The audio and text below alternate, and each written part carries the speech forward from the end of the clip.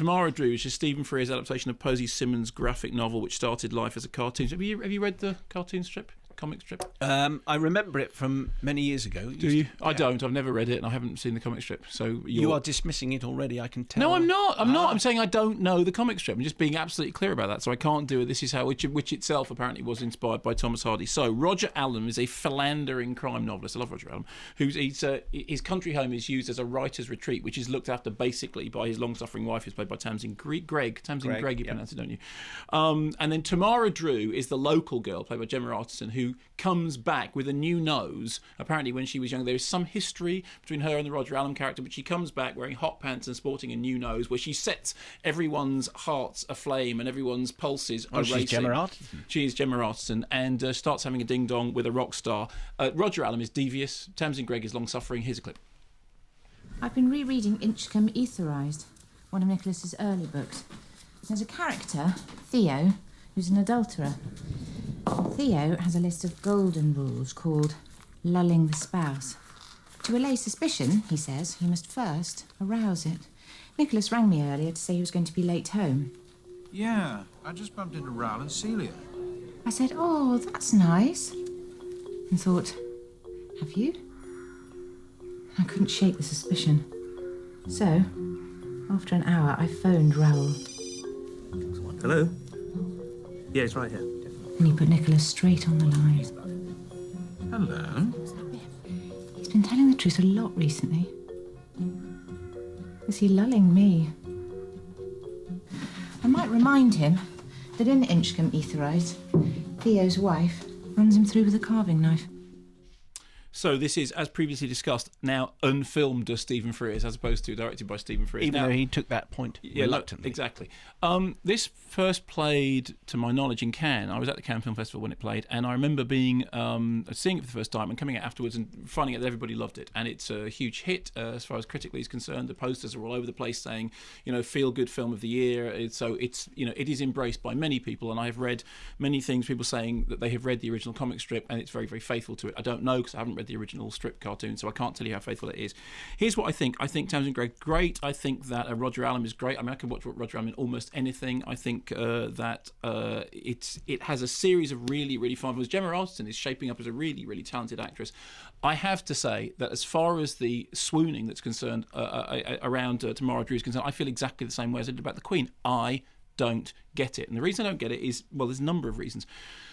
One of the things is that it looks terribly televisual to me. I know I said this about the Queen. It's a TV movie. That's what it looks like. More importantly, here's a quote from Stephen Frears in the production notes. He was talking mid-edit. He said, "I haven't worked it all out yet. It takes me a very long time before I can answer the question, what kind of film is it? But I'm very pleased at how funny it is, and I can only say I can see that it deals with some sort of dreadful things. I can only apologise." The interesting thing was, what he's basically saying is, in the middle of the edit, he didn't really know what kind of film it was, and he sort of found the film in the edit. My problem with Tamara Drewe is this: it may well be that if you're very familiar with the subject matter, with the comic strip, you know exactly where you are. I spent an awful lot of Tamara Drewe going, what kind of film is this? On the one hand, there are broadly bawdy comic elements which are played almost as slapstick humour. On the other hand, there are elements which are to do with death and grief and cheating, which sit very awkwardly alongside the sort of bawdy comic elements. There are times in which there are, like, Dominic Cooper and Tamsin Greig appear to be in totally different films. The rock star character is being played as, very broad. Oh, I'm a rock star, yeah, blimey, Charlie, blah, blah, blah, blah. The Tamsin Greig character really is genuinely somebody who's suffering as a wife. And all this kind of comes to a head in the sort of, there's a tragi-comic denouement, which I can't talk about in a way because I imagine everybody knows the story, but I'm working on the Dumbledore principle. You never want to you never want to tell anybody anything because actually people don't know as much as you do know. I spent the whole film thinking this looks like a film that is pulling in three different ways.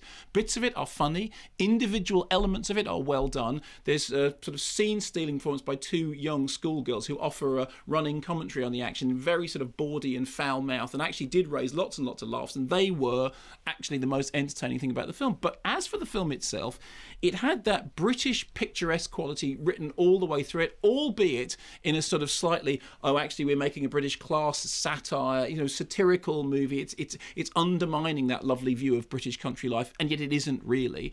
It did feel terribly televisual. It did feel like every single scene came from a different film, and they'd all somehow been stuck together, and somehow in the construction of putting them together, you thought, oh, well, there's a film, and what is it? Oh, it's a comedy. It's a broad comedy, but there are things in it that don't fit into that, so let's leave them in anyway, because that's kind of how they sit.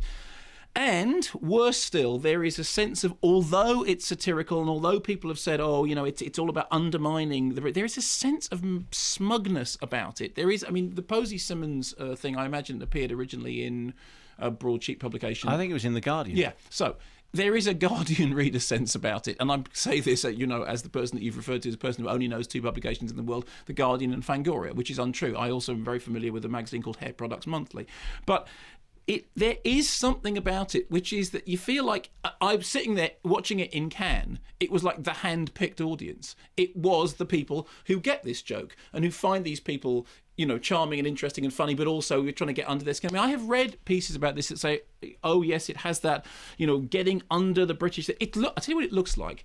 It looks like, do you remember there was a French film of an Alan Ayckbourn comedy? I know the answer is going to be no, but carry on. Okay, I think it was Smoking, No Smoking, in which they were taking, I think that's what it was, in which they were taking basically a broadly uninteresting British comedy and saying, oh, well, inside it there's all this kind of interesting social commentary.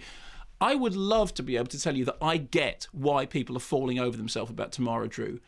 I really don't. And Might that be you? It might be me, but honestly, when I watch it, I go, it's televisual, it's all over the place, the scenes don't hang together in terms of coherence of tone, the individual performances are great, there are individual elements in it that are really good, but it doesn't have a unifying voice, and it is, at its worst, guilty of a form of smugness, which I find very annoying about British filmmaking.